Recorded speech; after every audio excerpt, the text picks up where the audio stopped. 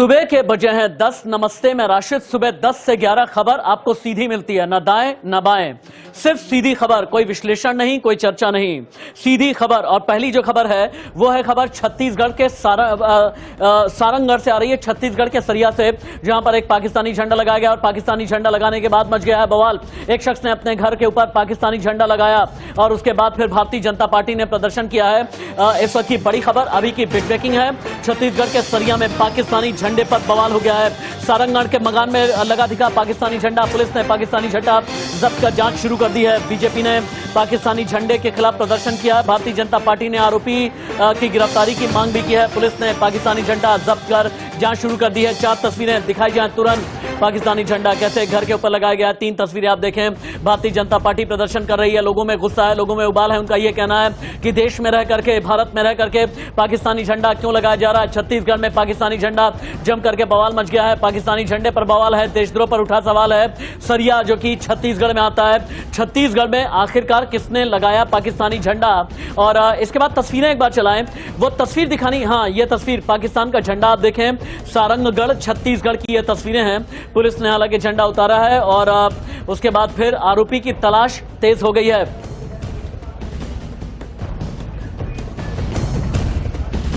चूंकि ये राष्ट्र से जुड़ी खबर है, राष्ट्रहित से जुड़ी खबर है और इसलिए इस खबर का बहुत बड़ा असर हुआ है। इंडिया न्यूज पर खबर दिखाए जाने के बाद पुलिस पूरी तरह से एक्शन में आई और इंडिया न्यूज की खबर का हुआ है बहुत बड़ा असर। एक आरोपी अरेस्ट भी कर लिया गया है। छत्तीसगढ़ के सारंगगढ़ का एक आरोपी जिसने पाकिस्तानी झंडा लगाया था, पाकिस्तानी झंडा विवाद में आरोपी अरेस्ट हो गया है। इंडिया न्यूज ने सबसे पहले दिखाई थी खबर। आईपीसी की धारा 153 क के तहत ये केस दर्ज हुआ है। क्यों ना इसे राष्ट्रद्रोह की श्रेणी में माना जाए। पाकिस्तानी झंडा क्यों लगाया गया, तस्वीरें भी स्टिच करके प्लीज दिखाते रहें। पाकिस्तानी झंडे की तस्वीर टीम पीसीआर प्लीज दिखाएं। Manish Kanwar, SDO Sarangarh, India news पर लाइव हैं, सुनिए। बस दस्तावेज अवलोकन अभी नहीं कर पाए हैं और अभी हम प्राथमिक तौर पे जो है आपराधिक जो भी गतिविधियां हैं और जिस संबंध में आईपीसी के जो भी सेक्शंस हमारे सामने उपलब्ध हैं उस पर हम लोग कार्रवाई करने की सोच रहे हैं। जो भी हमारे सामने तथ्य आएंगे तो डेफिनेटली उस पर जांच की जाएगी और तदनुसार कार्रवाई।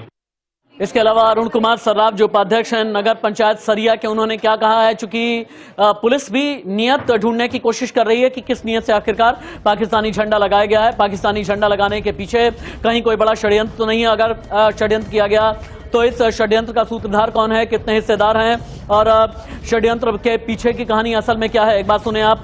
नगर निगम का क्या कहना है।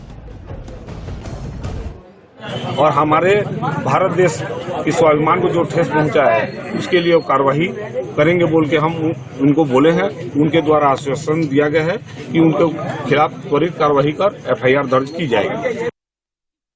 भारतीय जनता पार्टी ने प्रदर्शन किया है। बीजेपी का यह कहना है कि क्यों आखिरकार छत्तीसगढ़ में पाकिस्तानी झंडा लगाया गया है। जहां पर पाकिस्तानी झंडा लगा, पुलिस को इतनी देर क्यों हुई जब प्रदर्शन किया गया, उसके बाद फिर पुलिस एक्शन में क्यों आई।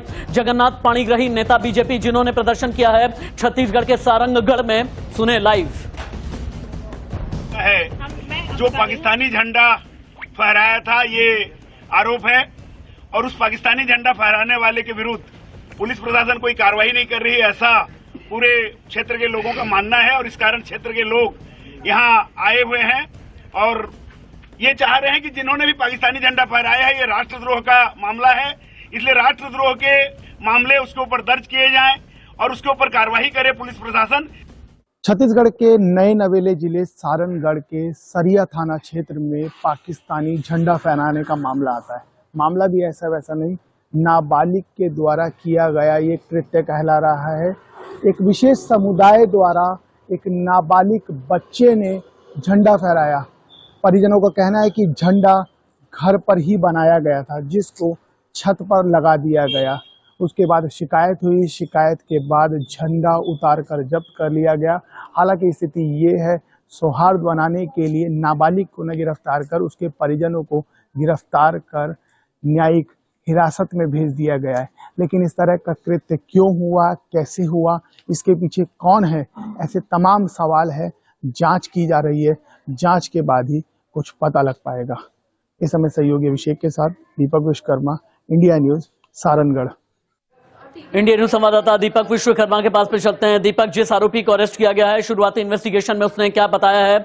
इंडिया न्यूज की खबर का बहुत बड़ा असर हुआ है। जिस शख्स ने अपने घर पर पाकिस्तानी झंडा लगाया, उसके खिलाफ पुलिस ने एक्शन लिया है। जो धाराएं लगाई गई हैं, कितनी गंभीर ये धाराएं हैं और किस नियत से ये झंडा लगाया गया था? दीपक, देखिए, सबसे महत्वपूर्ण बात तो ये है कि जब ये झंडे का मामला सामने आया, मंगलवार सुबह की घटना है, तो तस्वीरों को अगर देखेंगे तो पुलिस वालों ने त्वरित झंडा उतार दिया गया और जब परिवार से पूछताछ की गई, जब परिवार पर दबाव बनाया गया, क्योंकि भारतीय जनता पार्टी के नेताओं ने जिस तरीके से पूरे मामले को लेकर थाने में हंगामा करता, थाने में प्रदर्शन किया, उसके बाद कार्रवाई की गई और कार्रवाई करने के बाद जब झंडा उतारा गया तो उसके बाद जब परिजनों से, पिताजी से उसके पूछा गया, क्योंकि विशेष समुदाय का मामला, और जब परिजनों से पूछा गया तो उन्होंने साफ साफ कहा कि बच्ची जो कि नाबालिग है उसने घर पर ही झंडा बनाया और झंडा बनाने के बाद लगा दिया। तो सवाल यही खड़ा होता है कि तालीम कहाँ से मिली कि आप पाकिस्तान का झंडा बनाते हैं उसके बाद घर पर लगा देते हैं? तो ये तालीम कहाँ से मिली जिस तालीम के आधार पर आपने झंडा बनाया और घर की छत पर ले जाके लगा दिया? उसके बाद विरोध होने बहुत के शुक्रिया बाद दीपक, इस तमाम जानकारी के लिए नजर आप बना करके रखें। सारंगगढ़ छत्तीसगढ़ की इस खबर पर नजर बनी है।